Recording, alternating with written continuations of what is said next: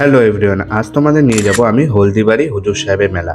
তো সর্বপ্রথম আমি চলে এসেছি এনজেপি স্টেশন, আর এখান থেকে হলদিবাড়ি প্যাসেঞ্জার ট্রেনে বসে গেছি। আমার সামনে এই প্রভু বসেছিল, যার সাথে আমি গল্প করে করে যাত্রাটা খুব ভালোই কাটে। ইতিমধ্যে আমবাড়ি বেলাকোবা থেকে এত লোক উঠছে, বাপরে বাপ, একদম ট্রেন জ্যাম হয়ে গেছে। 1 ঘন্টা 45 মিনিটের মতো জার্নি করে আমরা চলে এসেছি হলদিবাড়ি স্টেশন। দেন আমিও নেমে পড়লাম। এখানে এতটা ভিড় আমি কল্পনাও করতে পারিনি। তোমরা একবার শুধু ক্রাউডটা দেখো জাস্ট, ওরে বাবা, বিশাল ক্রাউড। সবাই মেলাতে যাচ্ছে, আমিও এই ভিড়ের মধ্যে হারিয়ে চলে আসলাম মেলাতে। এখানে এসে ভীষণ বড় একটা মেলা।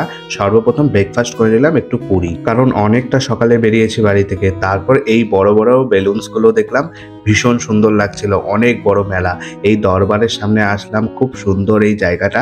তোমরা লং ব্লগ দেখতে হলে তাহলে অবশ্যই ইউটিউব চ্যানেলে ভিজিট করো। ভিডিওটা ভালো লাগলে লাইক কমেন্ট সাবস্ক্রাইব করো, ইনস্টাগ্রামে ফলো করো। Tata, bye bye.